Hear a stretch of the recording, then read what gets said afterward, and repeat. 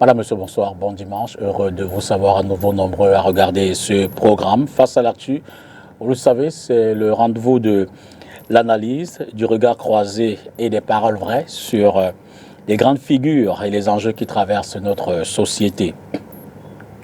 Ce soir, nous recevons une voix majeure de la musique nationale et africaine, une artiste dont le parcours épouse à la fois l'expérience, l'exigence internationale également, et la fidélité indéfectible aux racines. Chanteuse, compositrice, héritière d'une tradition culturelle forte, savoir assumer, elle a traversé les scènes du monde sans jamais rompre le fil qui la relie à sa terre, à son peuple et à ses valeurs. À l'occasion de la sortie de son dernier album, Doubelam, œuvre de maturité et de conscience, et après un geste fort de retour aux sources, nous avons donc pensé raconter qui est Sissi Diboko ce soir dans Face à l'actu. Sissi Diboko, bonsoir. Bonsoir M. Dipita, bonsoir à tous les téléspectateurs. Heureux de vous retrouver à nouveau. Ça va faire sensiblement 4 ans. Oui, 4 ans. En fin 2022. C'est ça. Vous étiez déjà dans ce studio, vous avez fait l'honneur de votre dernier passage au Cameroun pour venir... Vous avez fait l'honneur de m'inviter aussi. Ah, c'est très gentil d'avoir accepté. Vous le savez, Face à l'actu, c'est également quelques faits de l'actualité, tels que racontés par la rédaction de STV. Cette semaine a été marquée par la présentation des vœux au président de la République, Paul Biya, qui est le premier acte politique de l'année. L'élimination des Lions indomptables dans le cadre de la Coupe d'Afrique des Nations de football en quart de finale contre le pays organisateur. Mais on reviendra surtout sur le bilan du gouvernement sortant, puisqu'on parle davantage d'un remaniement ministériel, bilan de John Gauthier et quelques autres traits de l'actualité. Alors, Sissi Diboko, lorsqu'on évoque votre nom aujourd'hui, quelle femme souhaiteriez-vous qu'on voit avant l'artiste? Encore bonjour, M. Dipita, et vraiment c'est gentil de m'avoir invité. Qu'est-ce que je souhaiterais qu'on voit? La femme, la mère, la sœur, l'amie, la collègue, une femme simple qui ne se donne pas des médailles qu'elle n'a pas, même si elle les a. Je veux rester quelqu'un qui est très proche de mon public. Je veux rester une personne qui est proche de ma famille, de mes enfants, de mes neveux. En bref, je pense que je peux dire que je suis une femme très simple. Alors, ces dernières années, on voit une touche traditionnelle, singulière. Vous rapprochez davantage dans votre musique, dans votre son, dans votre expression, une forme de retour aux sources. Et d'ailleurs, à l'occasion de ce passage, on a bien vu que vous êtes allé saluer Sa Majesté, oui, le roi du canton à quoi, votre canton. Est-ce que ce retour aux sources est une forme d'inspiration, est une forme de motivation pour votre musique? Est-ce que vous voulez redonner à la tradition, à la culture, ce qu'elle vous a donné pour votre élévation de la musique? En fait, je pense qu'il est de mon devoir, en tant que chanteuse et femme de la culture, après avoir chanté pour beaucoup de pays, d'avoir chanté en plusieurs langues, d'avoir voyagé longtemps, j'ai pensé qu'il était temps que j'honore aussi mes ancêtres, que j'honore ma famille, mon village, ce que je n'ai jamais fait auparavant. Donc après un petit silence, il était normal que si je revienne, que ça soit eux devant maintenant, parce que je pense que les Douala ou les Savoirs ont besoin que leur artiste les soutienne par le métier que Dieu nous a donné, par des messages qui sont porteurs. Et moi, je ne peux le faire que par ma voix et par ma musique.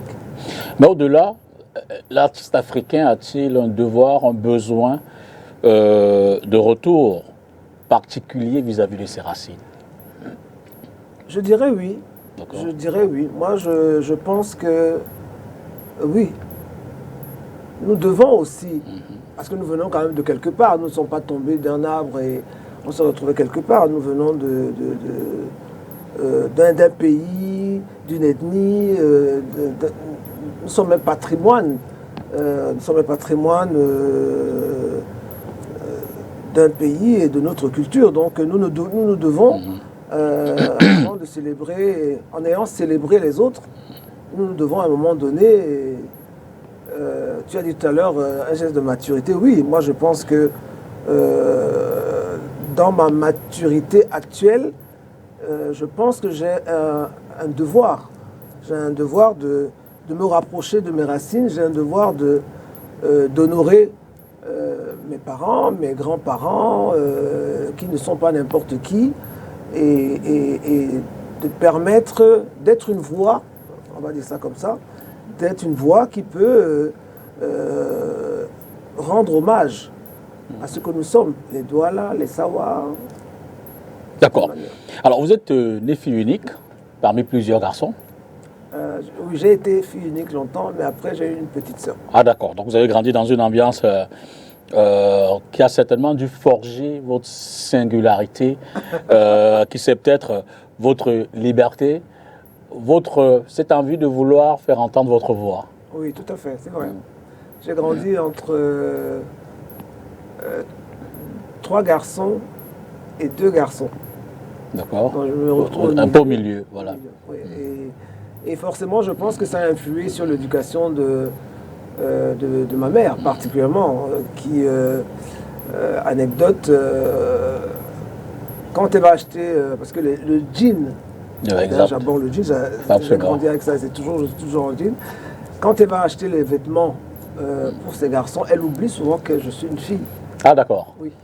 Donc instinctivement, elle vous aligne. Elle achète le jean, donc elle achète 5 jeans. Donc j'ai grandi dans... Donc vous avez été une actrice passive. Je veux dire que ce n'était pas forcément votre choix premier, mais le fait que... Non, mais moi j'ai aimé, moi j'aimais bien. Enfin, je me suis aligné, c'est vrai, je me suis aligné. Et puis après, c'est resté, hein, ça fait partie de moi. Moi, c'est les jeans, les pantalons. Et il faut dire que jeune, j'avais des cousines qui me soutenaient pas trop et donc qui me disaient que j'avais pas de belles jambes, j'avais pas ci, j'avais pas ça. Donc j'ai développé un petit complexe dont je n'aimais pas mettre les jupes. Et avec du recul, et aussi à côté du fait que votre papa ne voulait pas vous voir partir, et vous voulez vous garder longtemps, oui, à ses côtés, avec du recul, comment relisez-vous cette opposition? Je veux dire, vous jeune fille, encadré par des garçons, et vous dites à votre papa, vous partez, vous avez votre avenir, vous avez un choix qui n'est pas forcément le sien, mais c'est votre voie. Ça ne s'est pas vraiment passé comme ça, mais c'est vrai que, étant fille unique pendant longtemps, et puis on sait en général que le rapport de père à fille est assez marqué, comme le rapport de mère à fils. Moi, je le vis avec mon fils. Donc, j'étais très proche de mon père, j'étais sa fille, et en plus ça, je porte le nom complet de sa mère, ma grand-mère, qu'il n'a pas connue. Donc, il me protégeait d'une certaine manière. Bon, mais c'est pour ça qu'à chaque fois qu'il a fallu que j'ai une possibilité de m'expatrier ou de partir, ça a toujours été un refus catégorique, parce qu'il estimait qu'il est capable de m'élever, de me donner les bases, de me donner tout ce qu'il fallait, ce qui n'est pas vrai à 100%. Hein. Je le lui ai prouvé après. Ah, d'accord, mais comment? Mais dans votre épanouissement musical? Exactement, exactement. Et en coupant le lien, là, je suis parti quand même, parce que ma mère a dû aussi mettre du sien pour lui dire que maintenant, elle est là toute seule. Et puis les études que je voulais faire en fait à l'époque, c'est pas que ça n'existait pas au Cameroun, mais Ma mère voulait que je le fasse à un certain niveau, et un certain niveau, ce n'était pas ici. D'accord. Donc, elle a agi, elle a pesé de son poids, et après, mon père a cédé. Alors, grandir entre Douala et Yaoundé, puis partir après pour l'Europe, a-t-il compliqué votre enracinement culturel? Ou alors, ça vous a éloigné de vos racines? Oui. Ou vous avez pu garder... En fait, je n'ai même pas grandi à Douala. Pas du tout. J'avoue que je ne maîtrise pas. C'est peut-être pour ça que je ne me suis jamais réellement, par rapport à mon travail, je n'ai jamais fait une musique. Bon, le makossa, je ne suis pas vraiment une chanteuse du makossa. Je suis une chanteuse world, mais makossa world, hein, c'est pas... Moi, ce que je fais, c'est pas... je pense, hein. Maintenant, d'autres me diront que c'est peut-être faux. Donc, je maîtrise plus. Je suis arrivé à Yaoundé, j'avais 3 ans. Et quand je venais à Douala, c'était pendant les vacances scolaires. Et on allait à un endroit bien précis. Il y avait des conseils bien précis qu'on devait respecter. On n'allait pas chez n'importe qui. Mon père était d'une prudence. Mais ça, c'est dû à des soucis familiaux. Et il protégeait énormément ses enfants. Donc, mais le fait que j'ai grandi à Yaoundé m'a apporté cette richesse culturelle qui est très importante. Découverte d'autres... Absolument. J'ai grandi j'ai grandi à la briqueterie. Et à la briqueterie, il y avait les Bassar, les Banen, les Aoussa, les Bamoun, les Bamileke, les Eondo, les Douala. Donc, à peu près, il y avait au moins cette culture. Et moi, j'ai grandi au milieu de ces jeunes-là qui étaient comme moi. Et ce qui est, je pense, une richesse importante. Vous appelez ça ici le vivre ensemble. Mais je pense que moi, j'ai eu le vivre ensemble exponentiel avant de... Et comment vous le reflétez dans votre musique? Ben parce que je chante tout. D'accord. Mon premier album, Mounam, j'ai commencé d'abord par chanter le Bikoutsi. Le Bikoutsi, pourquoi? Parce que quand mon père est décédé, déjà on a été adoptés. Parce qu'à Douala, il y a une forte communauté Douala. À Yaoundé. À Yaoundé, pardon. Oui. Il y a une forte communauté Sawa. Nous avons créé nos associations, Bonambela, et donc on nous a adoptés. Et quand mon père est décédé, mon père a été enterré comme un noble, un notable. C'est-à-dire qu'on lui a fait les sani. Et ça, on ne fait pas ça à n'importe qui. Donc, comment remercier ce peuple qui nous a pris comme les leurs? Je ne voulais pas composer de chansons. Je pense que les chanteurs Bikoutsi faisaient déjà ce travail-là. C'est leur héritage. Donc ce que nous on a fait, Justin et moi, qui est Bamileke, mais qui a pareillement comme moi grandi à Yaoundé. Voilà. Donc nous avons pris les chansons qui nous touchaient à cœur, qu'on aimait beaucoup, les musiques, et on a fait un pot pourri qui a été très bien reçu. Alors, vous dites que ce refus paternel a été comme un premier ancrage pour vous, vous l'avez dit autrement tout à l'heure. Peut-on dire que la tradition vous a protégé dans votre lancée? Oui, parce que je pense, mon père c'était un... Est-ce que je vais dire traditionnaliste? Non, mais c'était un... Une forme de conservateur. C'est un conservateur. Ah oui, non, ça on ne blaguait pas. On savait d'où on venait, on savait qui on était, il fallait respecter. Je savais qui j'étais, je savais d'où je venais. Il nous racontait les anecdotes, il nous parlait de nos ancêtres, de nos grands-parents. Oui, absolument. Ça, c'est quelque chose sur laquelle il ne s'est pas fouvoyé. Donc, on savait, je savais. Mais quand je suis parti, le milieu dans lequel j'ai commencé à évoluer musicalement parlant, c'était le milieu dans lequel j'ai grandi ici. C'est-à-dire que j'ai retrouvé toutes les tribus. Donc je ne m'arrêtais pas particulièrement, je ne fréquentais pas que les Sawa. Non, non, non, non. Moi, je fréquentais tout le monde. Et c'est peut-être que ça m'a aidé dans mon évolution et personnelle et musicale, parce que j'étais facile. J'étais facile à adopter, et je pense que les autres le sentaient, et donc ça se passait bien. Alors, on va prendre le premier stop pour aller du côté de la régie. Sous la direction de Adonis Yamen qui réalise cette émission, on va essayer de voir le bilan de 7 ans du Premier ministre John Gouté, on peut le dire sortant, puisque le président de la République a annoncé un gouvernement dans les prochains jours. John Gouté est donc arrivé à la primature le 4 janvier 2019. Au 5 janvier 2026, Inès Choudmoun-Panga à Yaoundé, en 2 minutes et plus, a essayé de retenir quelques temps forts de sa présence à la primature. C'est dans ce reportage. 7 ans déjà que le chief Dr Joseph John Gouté est à la tête du gouvernement camerounais. Il est nommé le 4 janvier 2019, remplaçant Philémon Yan qui a passé 9 ans à ce poste. Une position qui lui donne d'organiser les consultations et les rencontres en vue du grand dialogue national qui se tiennent du 30 septembre au 4 octobre 2019. De sa bouche, au Palais des Congrès à Yaoundé, les propos d'ouverture et de clôture de ce moment de la vie nationale sont prononcés, mais également, au nom du chef de l'État, l'annonce de la libération de 333 détenus liés à la crise dans les régions du Nord-Ouest et du Sud-Ouest. L'homme de 72 ans, originaire de la région du Sud-Ouest, est à la tête du gouvernement qui a travaillé à l'opérationnalisation et au renforcement des moyens d'action du Comité national de démobilisation, de désarmement et de réintégration des ex-combattants.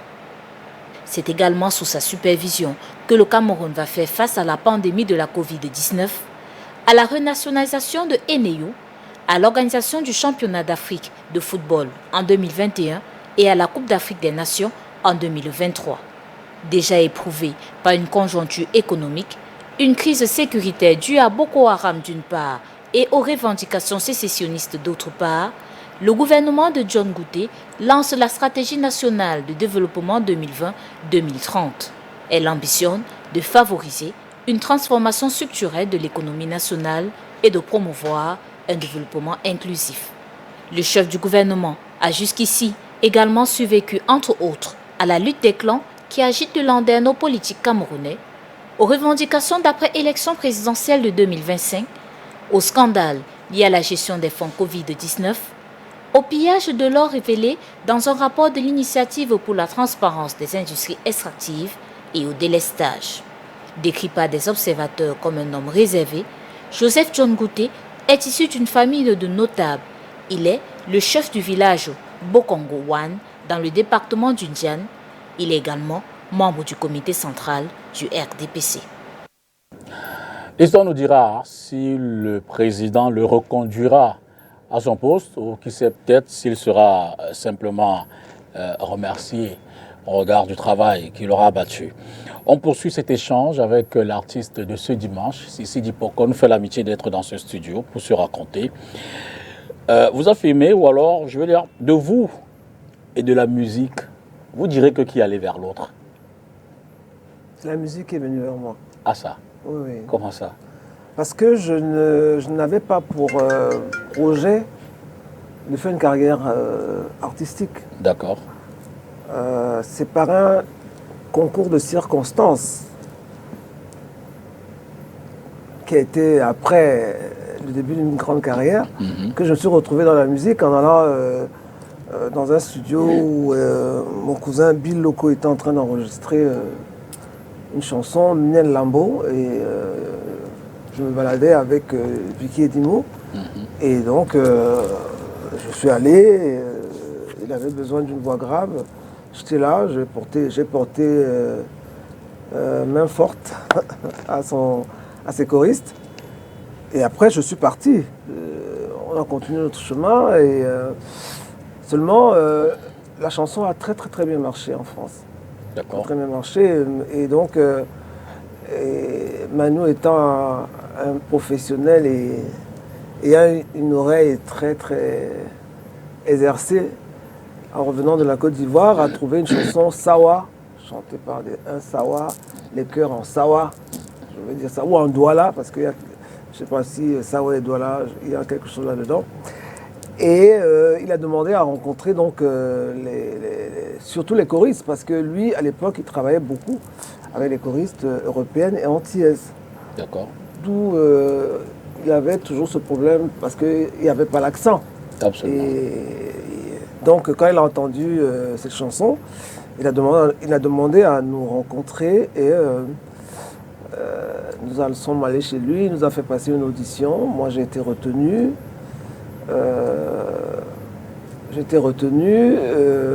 Et il m'a demandé si je chantais avant. Je lui ai expliqué mon parcours. Hein. Je lui ai dit que non, moi, je suis venu faire ça. Et moi, c'est plus le sport. Okay. Il m'a dit, mais non, je pense que ton chemin est ailleurs. Je lui ai dit, mais moi, j'ai jamais travaillé avec les musiciens et tout. Bon, bref, il m'a dit, écoute, rendez-vous dans 3 jours. Tu vas faire la connaissance de mon orchestre et on va commencer à travailler. C'est comme ça. Donc, c'est la musique qui... Vous êtes un peu détourné, mais pour la bonne cause. Oui, absolument. Et à quel moment avez-vous compris que la musique ne vous lâcherait plus?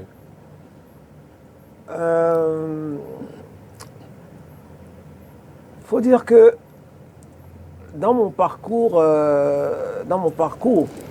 avant de m'envoler, je voulais être hôtesse de l'air.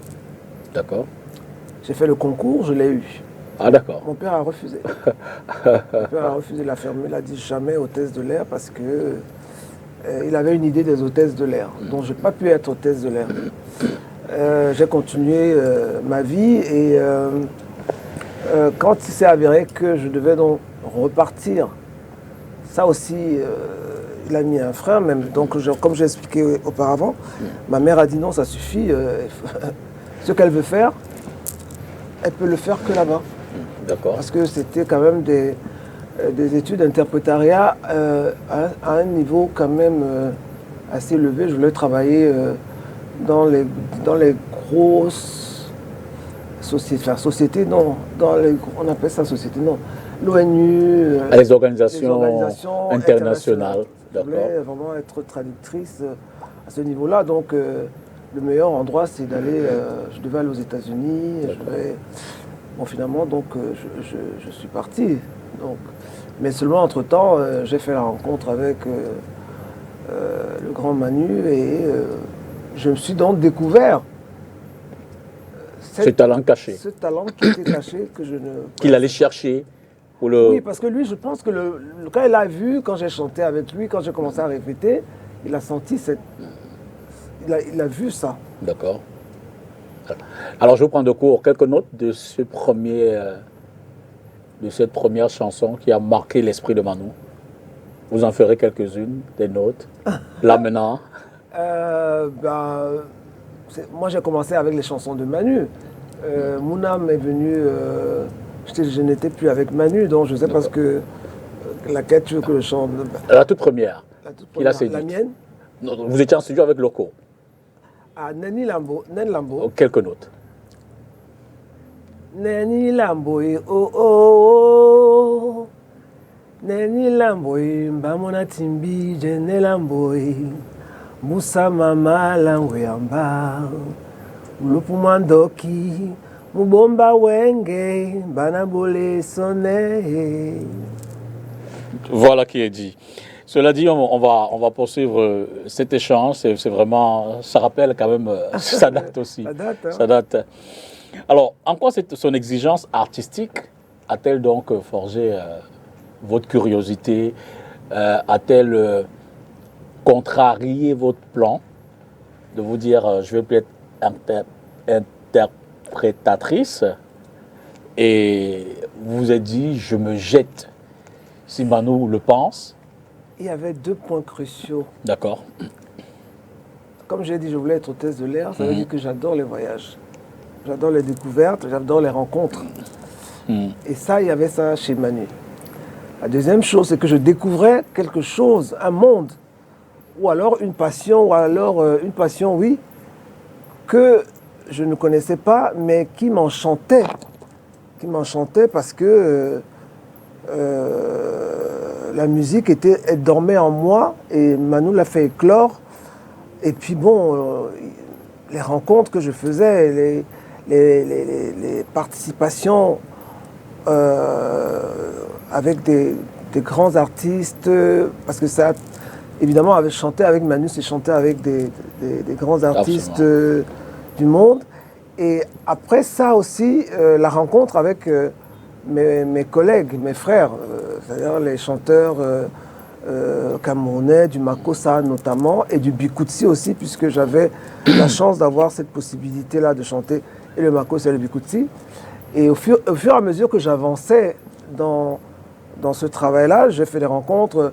Le Bikutsi, c'est un peu le fang. C'est un peu le fang. Absolument. Et les Gabonais s'y sont retrouvés. S'y sont retrouvés. Les Angolais s'y sont retrouvés. Absolument. Donc, j'ai eu la chance de rencontrer beaucoup de chanteurs de beaucoup de pays. Les Ivoiriens même aussi ont apprécié la choriste que j'étais. Donc, c'est devenu, on ne pouvait plus me parler d'école, ça c'est clair. Et vous êtes donc mis dans la discipline, la rigueur du travail. Absolument. Vous êtes donné à fond. Oui, et ça, je n'avais même pas le choix parce que j'avais le meilleur maître qu'il fallait et avec lui, on ne blaguait pas. Avec Manu, on ne blaguait pas du tout. C'était un peu quoi le rythme, la cadence de travail? Si vous essayez de nous décrire une semaine de travail avec Manu Dibango. Manu, c'est au moins, si on n'est pas en tournée, c'est au moins 3 fois par semaine, répétition, d'au moins 3-4 heures. Ok. Et là, quand on rentre en studio de répétition, on ne blague plus. Tout s'arrête autour de vous? Non, tout s'arrête. On travaille. On travaille, on crée, on apporte des idées. Et c'est quelqu'un qui avait l'esprit alerte et qui était ouvert. C'est pas parce qu'il s'appelait Manu Dibango que Florence City ne pouvait pas lui dire que tonton, est-ce que tu ne penses pas qu'ici on pourrait mettre ça? Il réagissait au quart de tour, oui ou non. Et ça partait. Et bon, donc, ça marchait bien. Donc, on travaillait 3 fois par semaine, répétition. Et les week-ends, en général, on était parti.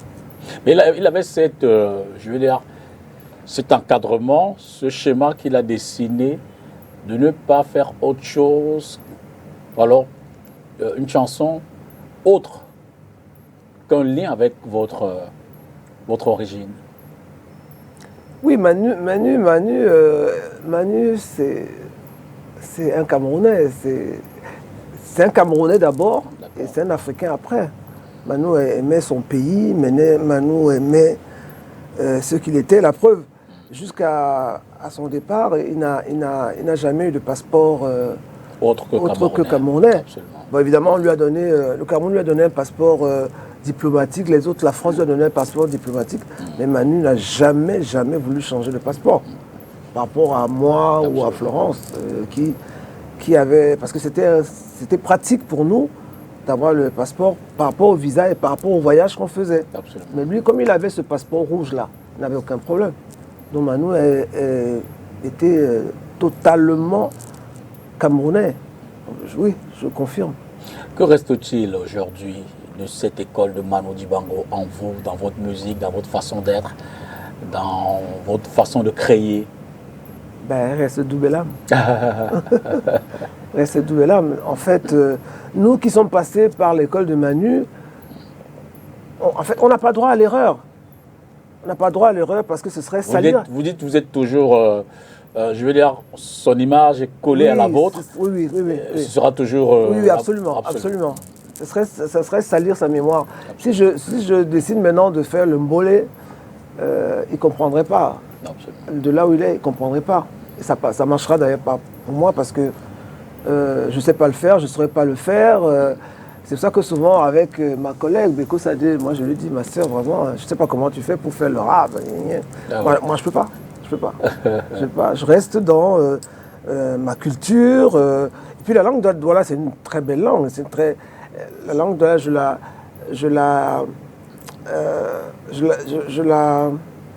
je pense un peu à l'italien parce que c'est une langue chantante. C'est une langue chantante. Elle est variée dans les sons. Elle est variée dans les sons. Dans l'usage. Elle est très riche. Donc, pourquoi j'irais chanter autre chose? Et puis bon, j'ai été éduqué dans ça pendant 12 ans. Et ça me convenait parfaitement. On va partir de là pour parler après de votre carrière, mais le temps d'un nouveau stop à la régie. Cette fois-ci, une note relativement triste, vous le savez certainement. Anissé Ekane, Ouais. le président du Manidem, nous a quittés il y a quelques semaines déjà. Mais dans cette mouvance, ses avocats n'ont toujours pas, et sa famille surtout, n'ont toujours pas accès à sa dépouille, ce qui a nécessité une sortie cette semaine sous le regard de Léla Renganzeu. La famille d'Anissé Ekane, toujours pas en possession de la dépouille mortuaire de l'homme politique, décédé en détention le 1er décembre 2025 au centre médical militaire de la gendarmerie nationale à Yaoundé. Dans une lettre datée du 29 décembre 2025, les avocats des ayants droit de l'homme politique, que sont sa veuve, ses enfants, frères et sœurs, ont demandé la levée des restrictions administratives et judiciaires qui les empêchent d'entrer en possession de sa dépouille, mise à la morgue de l'hôpital central de Yaoundé. Une semaine plus tard, toujours pas de réponse. Nous n'avons malheureusement eu aucune réponse de l'autorité que nous avons saisie, ni par écrit, ni par message, ni par téléphone. Nous avons pourtant espéré qu'on devrait nous revenir assez rapidement. Malheureusement, ce n'est pas le cas. Malheureusement. Rien à ce jour nous a été donné comme réponse en positif ou en négatif. Absolument rien. Flou sur quand sera remis la dépouille d'Anissé Ekane à sa famille. C'est d'ailleurs le même flou qui persiste autour des résultats de l'autopsie menée après sa mort. En effet, face à une violente polémique sur les causes exactes de son décès, le 1er décembre, une enquête a été annoncée par le chef de la division de la communication du ministère de la Défense. Non, jusqu'à ce jour, l'autopsie de Radis sur Ekane n'a toujours pas eu de résultats. En tout cas, ils n'ont pas été mis à notre disposition en matière d'autopsie sur ce que je sais de la pratique. Dans les heures ou les jours qui suivent l'autopsie, un rapport peut déjà être fait, même s'il est préliminaire. En l'espèce, nous n'avons eu aucun retour, alors que l'autopsie a été faite 3 jours après la mort de M. Ekane, c'est-à-dire le 4 décembre 2025. Il y a déjà plus d'1 mois. Là encore, nous nous demandons honnêtement ce qui se passe dans ce dossier. Nous nous demandons si il y a un ostracisme qui frappe finalement jusqu'à la dépouille de M. Anissé Ekane. Et c'est, je pense, de manière raisonnable, que nous nous posons cette question. Pourquoi est-ce que le corps est encore entre les mains de Giuseppe, qui l'a déposé à la morgue? Pourquoi est-ce que l'autopsie n'a pas encore été, en tout cas ces résultats n'ont pas été communiqués à la famille jusqu'à l'heure qu'il est? Nous ne saurons vous en dire plus. Peut-être qu'il faudrait le voir avec les autorités, je sais, pour qu'on puisse y comprendre quelque chose. Sans la dépouille mortuaire d'Anissé Ekane, difficile d'organiser ses obsèques. Pourtant, à la permanence du Manidem, parti qu'il dirigeait jusqu'à sa mort, des travaux sont faits depuis décembre dernier dans l'attente de ses obsèques. On suivra tout cela de près, bien évidemment. Revenons avec l'invité de ce dimanche, Cécile Porco. À quel moment avez-vous senti dans votre carrière qu'il était temps pour vous de voler de vos propres ailes et de vous dire ce talent, désormais je peux l'assumer? En fait, je ne l'ai pas senti. J'ai été un peu forcé. Ah d'accord. J'étais un peu forcé et Justin, mon producteur et réalisateur de l'époque, m'y a un peu aidé. Parce que, et il avait raison, d'ailleurs je lui dis merci, parce que on ne peut pas travailler 10 ans avec M. Manu Dibango, sortir de là et s'asseoir à la maison, continuer à faire les chœurs dans les chansons des autres, Absolument. sans soi-même mettre en place quelque chose, parce que ça veut dire que son travail, il aura travaillé pour rien. C'est quand même une grande école, c'était une grande école. Et Justin avait raison de me dire que tu ne peux pas, maintenant que tu es un peu plus libre, tu ne peux pas t'asseoir à la maison parce que tu es un bébé. Le bébé, je crois qu'il Kevin avait 3 ans. Maintenant, il faut qu'on pense à faire de toi une chanteuse solo aussi comme toutes les autres, parce que tu as le tout, tu as l'école, tu as les moyens, tu as les tableaux, tu as tout, quoi. Donc il faut qu'on essaye quelque chose. J'étais un peu réticente parce que me retrouver toute seule devant un public, c'était quelque chose d'assez compliqué pour moi. Parce qu'avec Manu, j'avais Florence, j'avais... Vous n'étiez pas forcément au devant c'est vrai qu'il nous mettait toujours sur la même ligne que lui, mais... avec une forme de couverture. Mais il y a les autres derrière, et puis c'était une grande famille. Les garçons nous soutenaient énormément parce qu'ils savaient très bien que Manu, à des moments, on va répéter, on répète, on a une ligne de conduite, mais arrivant sur scène, il commence autre chose. Donc c'était assez compliqué, donc les garçons nous aidaient beaucoup. Donc c'est Justin qui il m'en parle, et il a fallu, je crois, un moment pour me convaincre, et puis après on s'est mis au travail. On s'est mis au travail et ça a donné mon âme. Votre musique traverse les générations. Oui. Comment vous expliquez, vous justifiez cette forme d'intemporalité, ce secret d'être toujours présente sur la scène? Pourtant, la musique n'est pas forcément celle d'hier. Ouais. De génération en génération, au fur et à mesure que les gens l'écoutent, elle garde sa vie tout entière. Je pense que quand un travail est bien fait, D'accord. quand un travail est bien fait, la musique, les restes. Je ne sais pas comment dire ça, mais c'était des musiciens, c'était des professionnels. Mon âme a été travaillée, organisée par les pontes de la musique de l'époque, et par l'école de Manu. Absolument. Donc forcément, déjà, c'était un défi pour moi et pour mes collègues qui ont accepté de faire ça. Ils ne savaient pas, on lui a caché ça jusqu'à la sortie de l'album. C'était un défi aussi pour nous, parce que je crois que j'étais la première à sortir de là et faire quelque chose où il ne participe pas. Mais il avait entendu parler de ça, il nous guettait, il nous attendait. Vous attendez quoi Non, il attendait, il pensait qu'on allait l'appeler, parce qu'il me l'a dit après, mais on ne l'a pas appelé, on ne voulait pas. Il n'y a pas eu de rupture brutale? Non. D'accord. Il n'était pas très content que je quitte parce que je vais faire un enfant, il n'était pas content, mais c'est un père, puisque lui-même il en a fait après. Donc... D'accord.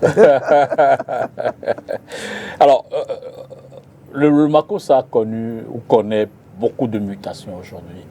Je veux dire, entre le Makossa des années 70, 80, 90, nous sommes en 2026 désormais. Comment jugez-vous cette évolution? Vous vous dites, fatalement, ce rythme perd en qualité, il perd en travail, en pertinence, ou alors il s'adapte simplement à son temps? Je pense qu'il y a les deux. Il y a les deux parce que je commencerai par la fin. Il s'adapte et il y a une espèce de renaissance qui est en train de se faire par ces jeunes-là qui essaient de remettre un peu les pendules à l'heure par rapport à un passage à vide que le Makossa a eu, parce que quand les Camerounais régnaient en maître, absolument, nous régnions en maître dans la musique. Et forcément, les autres pays, notamment les Ivoiriens, ça commençait à les déranger. Donc ils ont créé le zouglou, il y a une autre musique là qui a commencé à marcher très fort. Et ça marchait tellement fort que ça a commencé à empiéter sur notre force de frappe. Et ça, pourquoi? Parce que aussi la Côte d'Ivoire, ou le ministère de la Culture ivoirienne, s'en est mêlé. Et ils ont décidé de soutenir leurs artistes. Ça, comme excuse, mais c'est la vérité. C'est la chance que beaucoup des jeunes qui nous suivent après n'ont pas eu. Et donc il y avait la musique ivoirienne, il y avait la musique congolaise aussi, qui a décidé de s'impliquer aussi et de combattre le Makossa. Donc forcément, et à un moment donné, les producteurs, certains producteurs camerounais se sont dit que, et si on mélangeait les deux? D'accord. Si on mélangeait les deux, et ça a été la plus grosse faute. Essayer de transformer le Makossa. Oui, parce qu'on n'avait plus d'âme. Et vous dites que, à partir de là, vous avez le sentiment que la génération actuelle est consciente de cet héritage. Oui. Elle est consciente parce qu'elle est en train de... Certains, je ne les connais pas tous, mais pour le peu que je connais, ils sont en train de corriger et même de faire appel à cette génération que nous sommes pour rehausser la... Donc ça, c'est une très bonne chose. Alors, parlons de l'album actuel, le tout dernier, qui est présenté comme, et vous l'avez dit tout à l'heure, une œuvre de maturité. Oui, je pense. Et en quoi? Oui, maturité dans ce sens que 30 ans de carrière, 35 ans de carrière, avec beaucoup d'absence, beaucoup de passages à vide, beaucoup d'interrogations personnelles. Je pense que je me suis plus interrogé moi-même que le public qui m'a toujours suivi. Je m'en rends compte maintenant, je m'en suis rendu compte. Et à chaque fois que je rencontrais des fans ou que j'étais dans un endroit où on parlait musique, on me faisait des reproches. On me disait, mais pourquoi tu fais ça? Pourquoi tu ne reprends pas? Pourquoi tu ne chantes plus? Mais avec les accidents que j'ai eus, je n'avais plus confiance en moi-même. Je me disais que j'ai assez fait, mon nom est écrit quelque part de toutes les manières. J'arrive en Côte d'Ivoire, on me connaît, au Gabon, on me connaît. Donc en France, on me connaît. Bon, qu'est-ce que j'ai encore à prouver? C'était le mot que j'utilisais. C'était le prétexte même que j'utilisais toujours. Qu'est-ce que j'ai encore à prouver? Je laisse la place aux jeunes qui apportent peut-être une autre couleur. Mais je pense que c'était une erreur parce que justement, c'était toujours cette espèce d'esprit de mélange. C'est-à-dire que le Makossa n'était plus le Makossa n'était plus le Makossa pur. Pur de Dinabel, de Toto Guillaume, de Ben Deka. Vous dites que si on essaye de retrouver ou de revenir à ce Makossa ancien, aujourd'hui, il pourrait toujours avoir sa place dans l'espace. Absolument. Qu'est-ce que vous pensez de la petite Seppo? Je pense. L'exemple le plus flagrant en ce moment, c'est qui? Elle fait du Makossa. Et elle a eu la sagesse, bravo, de s'inspirer. Parce que de ses pères, parce que c'est une petite fille, de s'inspirer de ses pères, Mazambo, Ben Deka qui est devenu un peu le... Et ça, c'est vraiment, moi, j'applaudis, parce qu'il a eu l'idée d'ouvrir la porte. C'est ça. Il a ouvert la porte. Il leur a dit, je suis là, vous pouvez venir me voir. On voit le travail avec Sandrine Nanga. Voilà, et vous voyez autres. ce qu'il fait. Voilà. Ah, absolument. Et ça, beaucoup de jeunes sont entrés et il fait des featuring qui relèvent la musique en général, mais le Makossa. Parce que quand ces enfants-là viennent le voir, elles chantent le Makossa, mais il les ramène toujours vers l'initial. Il ne veut pas trop de mélange, il veut pas... Il leur fait comprendre que le Makossa, ce n'est pas une musique bâtarde. D'accord. Mais dans le dernier album, Lequel Sissi Dipoko s'y révèle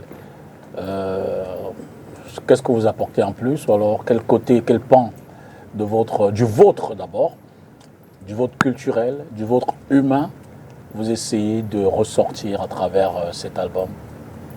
Je pense que ce que j'ai essayé de faire, c'est de revenir aux fondamentaux. D'accord. Je pense, hein. Maintenant, chacun analysera ça comme il veut, mais c'est de revenir aux fondamentaux, ce que je ne faisais pas avant. Mon âme, c'est pas du makossa. Je ne pense pas. Mon âme, c'est un mélange afrobeat, makossa, c'est pas du makossa. Et je me suis dit que si je reprends et si je dois chanter le makossa, ça ne peut être que le makossa des Boalotine, le makossa de... Même Manu ne faisait pas vraiment le makossa. Tonton, on ne faisait pas le makossa. C'était... Il avait des visions. Donc il a mené la musique ailleurs. Et je me suis dit que je suis Sawa, je suis Douala. J'appartiens à une communauté qui est forte et qui a mené le Kaba. Tout le monde maintenant met le Kaba. Le Kaba est devenu le vêtement par excellence des Camerounais. Et ça, c'est une fierté. Et quand je regarde ça, je me dis, j'ai d'abord pensé à, si je fais une chanson, je veux m'habiller comment? En robe longue, pailletée, machin. Non, je dis non. Je dois mettre le Kaba. Et pour mettre le Kaba, il faut faire le makossa. Il faut faire le makossa pur. Il faut faire le vrai makossa, en fait, c'est ça. C'est ce que j'ai essayé de faire. D'accord. Alors, l'album lui chante l'unité, la fraternité, le vivre ensemble. La paix, oui. C'est davantage la citoyenne qui se révèle. Je veux dire, vous êtes revenu en contexte pour vous dire, attention, au-delà de la musique, qui c'est peut-être le pays, le Cameroun de l'Afrique, a besoin de revenir à ses fondamentaux. Absolument. À ce besoin de se ressentir comme un et éviter toutes ces divisions qu'on perçoit dans l'espace public. Absolument. Et ça, je dois le citer, parce que je suis fan, vraiment totalement fan de Ibrahim Traoré. Traoré. Ah, vous êtes engagé. Hein. Ah ouais, non. Ça, c'est le président de Burkina Faso. Non, ça, cet enfant, moi, Là, je veux dire que vous traversez un peu la ligne, de l'artiste à la citoyenne engagée. Oui, absolument. Et je pense qu'il fait un travail monumental. Et que je pense que beaucoup d'Africains devraient. Et je pense à lui parce que moi, j'ai connu Sankara. D'accord. Thomas Sankara, assassiné en 1984. J'ai connu Thomas Sankara. 87, pardon. Voilà. Octobre 1997. Et il était très ami à Manu et donc on le fréquentait. On partageait. D'ailleurs, chaque fois que Thomas Sankara allait en Europe pour des conférences, pour parler aux Français ou aux étrangers, tu es sûr que Manu était là. Parce que Manu, c'était un panafricaniste. Très engagé aussi. Ah oui. Et donc, IB vous rappelle Thomas Sankara et cette vie ancienne avec Manu Dibango. Exactement. Donc, quand tu vois ce que cet enfant-là fait, quand tu vois ce qui se passe et quand tu vois comment l'Afrique, je ne vais pas entrer dans la politique parce que c'est pas que je suis apolitique, ce n'est plus vrai. C'est pas vrai, on ne peut pas dire qu'on est apolitique. Mais on peut dire que on a quand même un regard et on ne peut pas rester froide comme ça, dire que oh, moi je ne suis pas politique, non, moi je m'occupe de la... Non. Ça vous inspire pour votre pays aussi? Oui. Je me suis dit, il y a quelque chose à faire, il y a un rôle à jouer.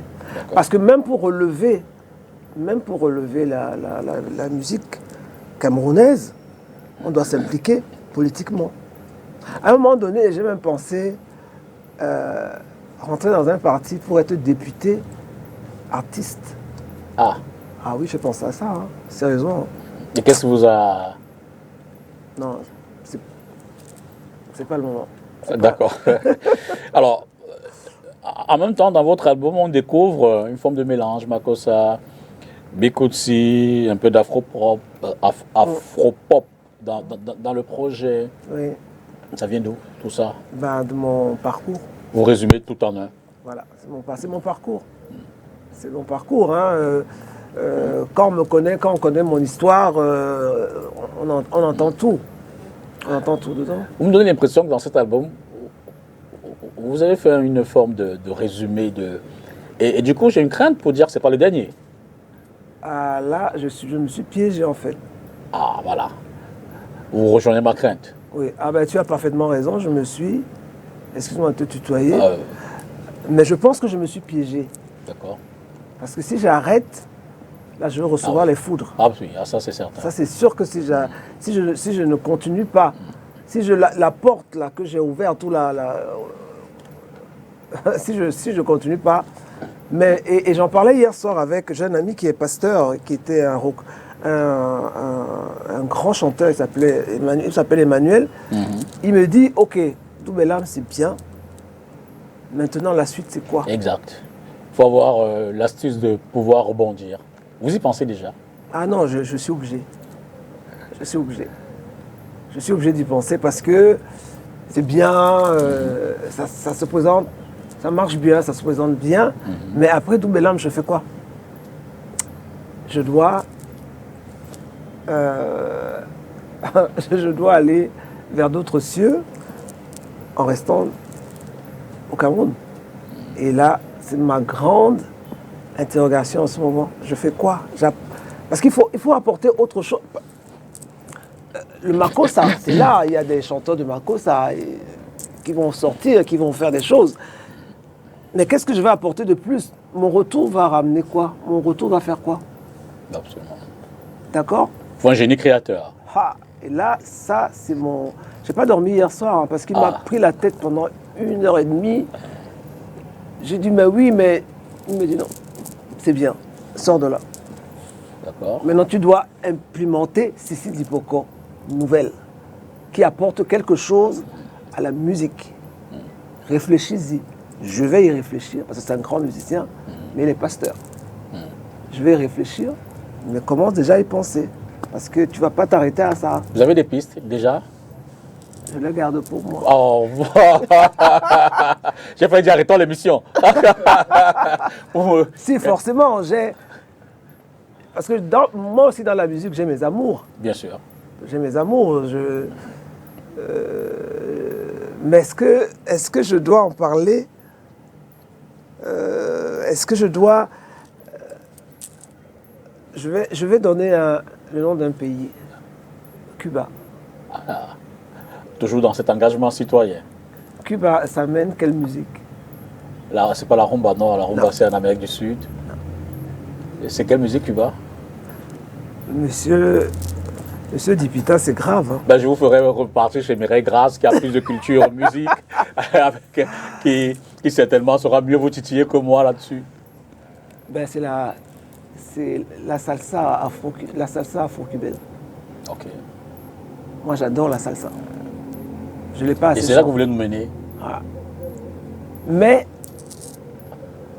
En contextualisant. Merci. Oui, que je peux vous rejoindre quand même. Non, absolument. Mais tu es un grand monsieur. Ben, tout compte fait, hein. On espère vivement vivre également ce moment-là. Qui sait peut-être vous avoir un primeur ici pour dévoiler. Tu as la primeur parce que tu le mérites. Merci infiniment pour dévoiler ce qu'il en sera. Quand j'en parle, j'intègre ça dans ma tête. Okay. Que j'ai reçu le message hier. Absolument. J'ai reçu le message hier. Et le génie créateur travaille. Et maintenant, le génie créateur est en train de travailler. D'accord. Petite pause, nouvelle pause, pour cette fois-là parler politique, la politique pure. Vous le savez, avec le 1er janvier, c'est aussi le retour aux inscriptions pour ceux qui ne l'ont pas encore fait. Les antennes et les cams sont donc ouvertes pour rappeler aux Camerounais que cette année aussi est une année électorale. Les élections locales, législatives, municipales sont en vue. Et nos équipes sont allées sur le terrain pour voir comment est-ce que cela se fait déjà en termes d'inscription. Bureau d'élections Cameroun, agence départementale du Vouri, derrière la mairie de Douala 2e. Il est 9h quand nous arrivons sur les lieux et décidons d'entrer par le grand portail ouvert à moitié. Mon vote, ma responsabilité. C'est la phrase qui nous accueille avec le sourire de la dame sur l'affiche. Passé le portail, la grande cour sur laquelle nous débouchons nous présente un visage assez entretenu, preuve, s'il en était encore besoin, qu'en dépit de la suspension des inscriptions sur les listes électorales après la convocation du corps électoral le 11 juillet dernier pour l'élection présidentielle du 12 octobre 2025, Elections Cameroun en général, et cette agence en particulier, ont continué de fonctionner. Vous avez dit, organe en charge de l'organisation des élections au Cameroun. À l'intérieur du bâtiment, les agents sont présents. D'ailleurs, on s'active, c'est le matin. Nettoyage ici, installation du matériel requis pour les inscriptions des citoyens là-bas. Après quelques minutes, tout est enfin prêt pour recevoir les personnes souhaitant voir figurer leur nom sur le fichier électoral. Qui plus est, 2026 est une année électorale. Le Cameroun organisera en effet dans quelques semaines les élections législatives et municipales. Avec les agents des LECAM, nous décidons d'attendre pour voir qui sera la première personne à se faire enregistrer ce 7 janvier 2026. 10 minutes, 20 minutes, 30 minutes, déjà il est 10 heures et toujours pas l'ombre d'un ou d'une citoyenne venue s'inscrire ou venue retirer simplement sa carte d'électeur. Interrogés, les agents des LECAM nous confient alors que tout se fait de façon très timide depuis la reprise des inscriptions sur les listes électorales le 2 janvier, conformément à ce que prévoit la loi électorale. À la fin de certaines journées depuis le 2 janvier, nous disent-ils, on se retrouve parfois avec 2 personnes venues s'inscrire et parfois même avec 0 personne inscrite au compteur. Las d'attendre, nous décidons de plier bagages et de nous en aller. Nous partons certes, mais les agents d'Elections Cameroun, eux, sont bien sur le terrain, et ce, depuis le 2 janvier 2026. Les inscriptions sur les listes électorales ont repris. Prochaine étape avec vous, certainement, la reine gazeuse. On va essayer de s'interroger pour savoir pourquoi les Camerounais sont moins intéressés. Peut-être que les délais ne sont pas encore à terme. Mais je veux dire, ça interroge. Poursuivons l'échange. À présent, on parle de transmission, mémoire et hommage avec notre invité de ce dimanche, Sidi Pourquoi vous portez aujourd'hui une forme de... Vous êtes un peu la gardienne, d'une part, de la mémoire de Manu Dibango, parce que vous l'avez vu. Je veux dire, tout au moins de ce que vous avez reçu de lui en termes de musique à travers ses projets.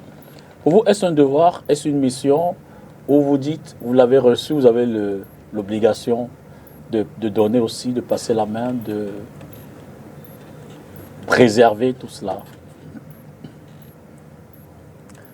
Il y a une parole biblique, je n'ai pas le terme exact. Vous avez reçu gratuitement, vous devez donner gratuitement. Et comme je dis toujours, moi j'ai la chance vraiment de recevoir gratuitement par un... C'est pas le hasard, je pense que c'est pas le hasard qui m'a mis sur le chemin de Manu, c'était écrit. C'était écrit. Et tout mon vécu a agi sur tellement de chanteurs, ça m'a permis de faire tellement de belles choses et d'avoir de belles rencontres que je pense qu'il est de mon devoir, pas de m'effacer de la scène, mais si je reviens sur la scène, de transmettre. C'est même une obligation. Et c'est pour ça que je cite toujours Ben Deka, parce que je trouve que ce qu'il est en train de faire est vraiment très, très, très bien. Nous devons de transmettre. Parce que les autres nous ont transmis. Moi, bon, j'ai eu mon oncle Boalotine, j'ai eu Charles Mbeki qui m'aimait beaucoup, avec qui j'ai beaucoup travaillé. Charles Ewandje, qui est mon voisin en France, donc qui partagent facilement. Donc si eux nous donnent, nous aussi nous devons donner. Mais c'est vrai que je profite de cette émission pour dire, parce que moi ils ne savent pas où je suis. Okay. Ça a été voulu comme ça. On dit que nous sommes des femmes publiques, mais moi je ne suis pas une artiste publique. C'est-à-dire que je suis quelqu'un de... réservé. Très réservé. Même quand on me voit comme ça, les gens... Je suis quelqu'un de très réservé. J'ai une petite vie, j'ai mon petit cercle. Si je ne suis pas à Yaoundé chez moi, je suis à Douala chez mon frère. Et même en étant chez mon frère, on sort pas, on n'est pas très... Et c'est ce qui étonne beaucoup les gens, parce que les gens pensent toujours que le fait d'être artiste, ça veut dire qu'on doit être dans les cabarets, les bars. Non, non, non, non. Nous avons pour c'est un métier. C'est-à-dire que c'est comme un fonctionnaire qui se lève le matin, il va travailler, et puis il a son salaire. C'est comme ça que Manu nous a éduqués. C'est un métier. On nous a inculqué ça. C'est pas une histoire d'amuseur public ou de saltimbanque ou de... vous êtes en train de manger, j'ai horreur de ça, vous êtes en train de manger et moi je dois chanter. Ça c'est un truc. Ah ouais. Moi c'est un truc, si vous m'invitez, si vous le faites, je ne chante pas. Parce que, et ça je rends encore hommage à tonton Manu, parce que c'est dénigrer l'artiste. C'est dénigrer. Parce qu'il dit que les œuvres de l'esprit, ça vient pas des hommes, ça vient de Dieu. Et il faut respecter ça, c'est pas un don. Beaucoup de gens chantent, tout le monde peut chanter. Mais tout le monde n'a pas ce truc-là, qui fait que quand tu chantes, les autres s'arrêtent et ils vous écoutent. Ils vous écoutent. Donc Manu nous a imposé qu'on vous invite quelque part. S'ils sont en train de manger, vous asseyez aussi. Bon, naturellement aussi, je suis assez casanière. Et c'est pour ça que ce métier-là, quand j'ai décidé de le faire, mon père n'a rien compris. Mes parents n'ont rien compris. Parce que c'était pas mon truc. À part aller sortir, aller me faire mon basket, mon athlétisme, oui. Alors, je rentre à la maison, je prends mes livres. Bon, faire une carrière comme ça, là, c'était... Bon. Mais c'était écrit comme ça. Donc, la transmission, c'est notre rôle maintenant. Pour vous, que signifie transmettre au-delà de chanter? C'est partager les expériences, c'est partager le vécu. Parce que je suis chanteuse, mais je suis aussi une femme. Absolument. Je suis une mère. Absolument. Je suis une grand-mère. Et j'ai l'expérience de la vie aussi. Absolument. J'ai un vécu de femme, j'ai un vécu de sœur, de grande sœur. Et Dieu merci, ici au Cameroun, j'ai beaucoup de chanteuses, puisque c'est elles que je fréquente beaucoup, qui aiment cette école de moi, qui aiment ce côté de moi, et qui me demandent comment tu fais. Maman, comment tu fais? Tata, comment tu vis? Comment tu fais? Pourquoi tu t'habilles comme ça? Comment tu fais?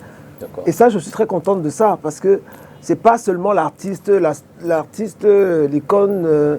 Non, c'est en même temps la femme, la mère, la grande sœur. Qui résister au tout venant mondain. Exactement. Comment tu es passé par là, comment tu as résisté? Et j'ai résisté. Mais il faut un caractère aussi. Ah, vous en avez? Je pense que si. Vous êtes dur? Je ne suis pas dur. Ok. Non, je pense pas que c'est être dur. Mais c'est que j'ai un caractère bien ancré.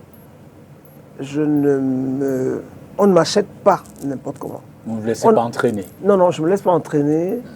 On me parle pas n'importe comment, on ne me dit pas n'importe quoi, parce que la chance que je dis, j'ai grandi avec des garçons dont mes frères allaient dehors, ils draguaient les filles, ils vivaient. Moi, je restais à la maison, mais ils partageaient avec moi. Si quelqu'un vient te dire ça, fais attention. Si un garçon vient te dire ça, fais attention. Donc, ça vous a forgé? Ça m'a forgé. Donc ça, c'est une autre forme de transmission aussi. Et quand je vois un peu le paysage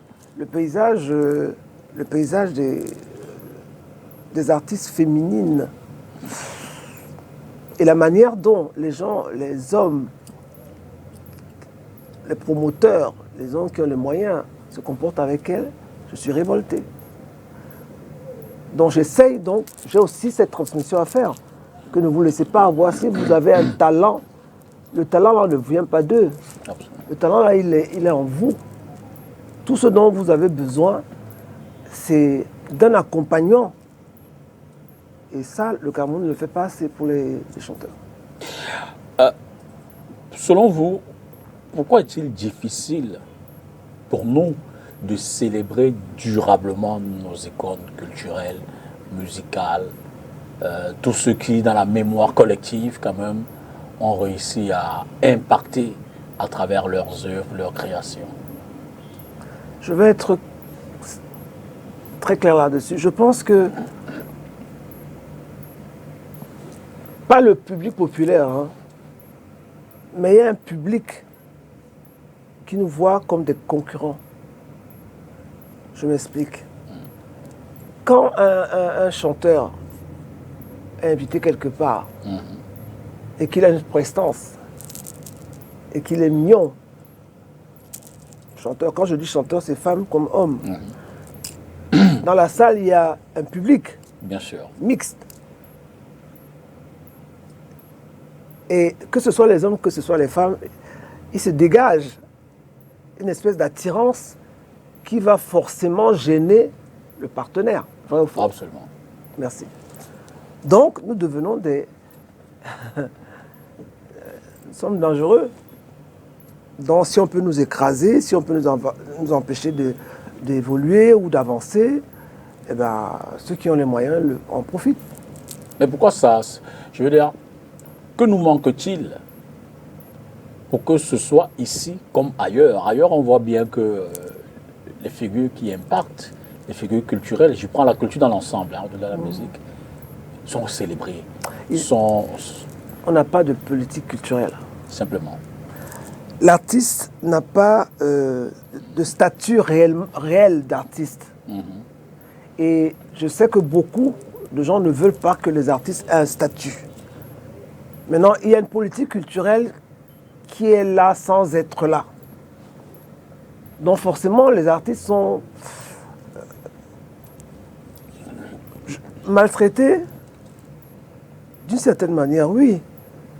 Parce que si on nous donne les moyens, de faire ce que nous, on veut faire,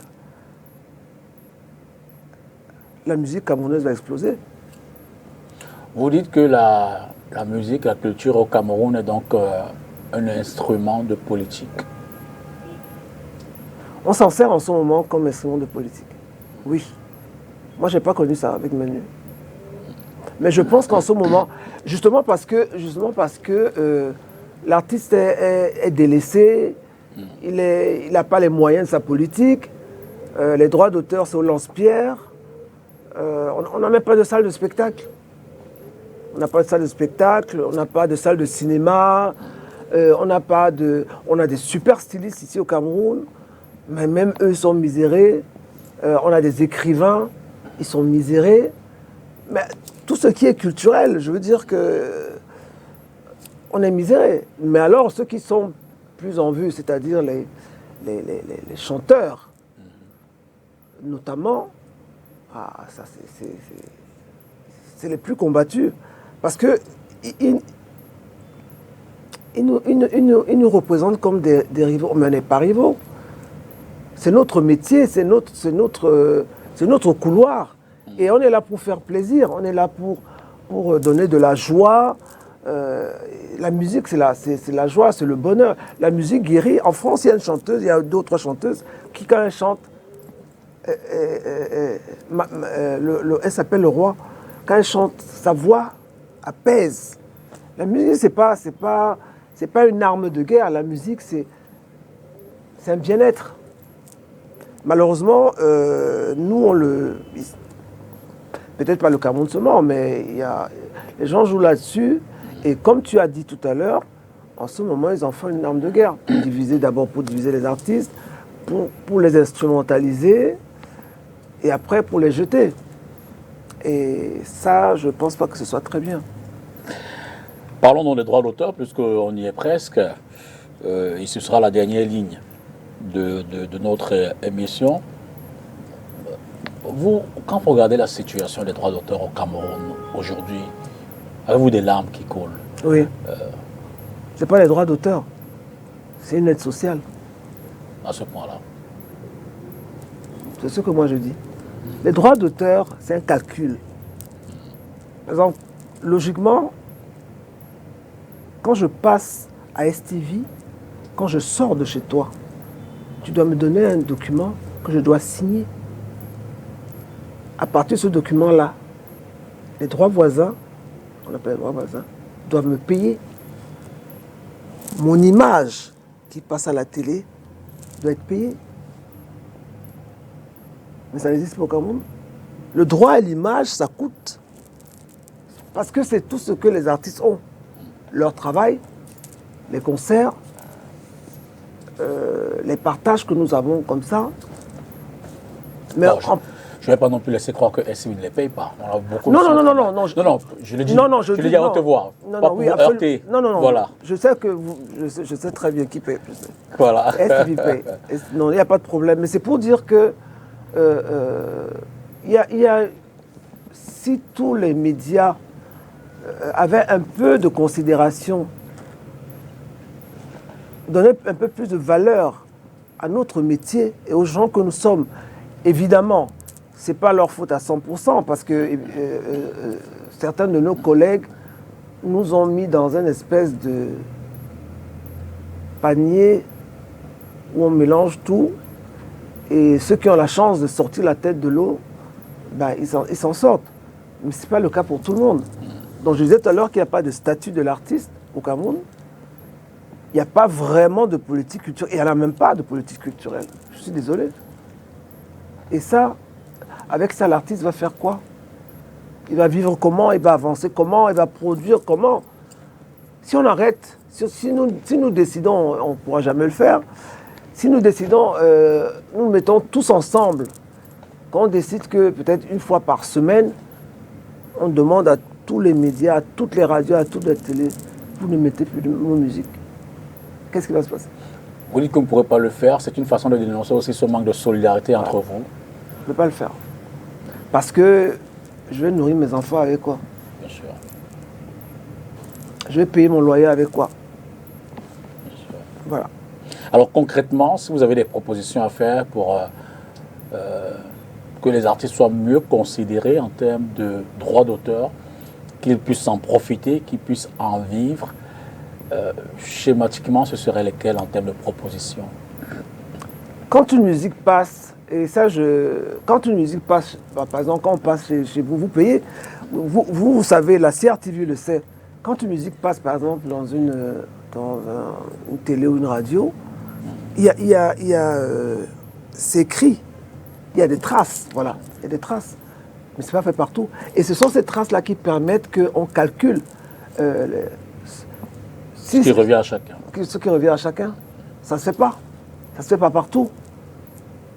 Parce que si, c'est pas parce que je m'appelle Sissi Dipoko, je prends mon exemple, que je suis connu, qu'on me connaît partout, voilà, que je dois être plus payé que, je ne sais pas, que la petite Seppou, par exemple. Elle est plus présente visuellement que moi. Elle crée plus que moi en ce moment. Donc logiquement, quand les droits d'auteur arrivent, elle a un droit supplémentaire par rapport à moi qui ne passe plus à la télé, qui ne passe plus dans les radios.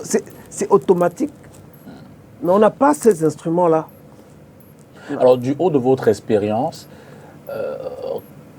quel message enverrez-vous à ces jeunes qui, certainement, par passion, aujourd'hui, ils sont jeunes, ils sont dans la passion, ils chantent, je veux dire qu'ils n'ont pas encore besoin, qui peut-être n'ont pas encore la pression véritable de la vie sociale dans 5-10 ans. Quel message, au moment où ils se lancent, vous leur enverrez aujourd'hui pour leur dire attention, les droits d'auteur, ça compte aussi, essayez d'être regardant de ce côté-là? Est-ce que je peux leur envoyer un message? Est-ce que c'est à eux que je dois envoyer un message? Alors vous le ferez à qui ici?